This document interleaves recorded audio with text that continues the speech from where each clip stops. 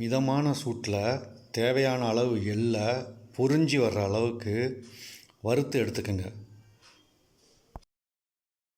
எள்ளு சூடு ஆறுனதும் அதோட லிஸ்ட்டில் கொடுத்துருக்கிற அளவு வறுத்த நிலக்கடலை, அதோட மிளகா வத்தல் ஒரு 3, ஒரு தேங்காய் சில்லை பொடி பொடியாக கட் பண்ணது, துணுண்டு புளி, கொஞ்சம் உப்பு, இது எல்லாத்தையும் மிக்ஸி ஜாருக்கு மாற்றி முதல்ல பவுடராக அரைச்சிக்கோங்க. அரைச்சதுக்கப்புறம் தேவையான அளவு தண்ணி ஊற்றி இன்னும் கொஞ்சம் நைஸாக அரைச்சிருங்க. எள்ளு நிலக்கடலை சட்னி ரெடி. இதை அடுத்து என்ன செய்யணும் அப்படின்னா தாளிக்கணும். கடுகு, உளுந்து, கறிவேப்பிலை, ஒரே ஒரு மிளகாய் வற்றல் சேர்த்து தாளிச்சிட்டு ஒரு பாத்திரத்தில் மாற்றிக்கங்க.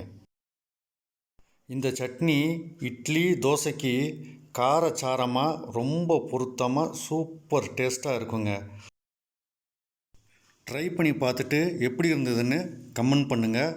உங்களுக்கு இந்த வீடியோ பிடிச்சிருந்ததுன்னா ஷேர் பண்ணிவிட்டு லைக் பண்ணுங்கள். தேங்க்யூ. அடுத்த வீடியோவில் சந்திப்போம்.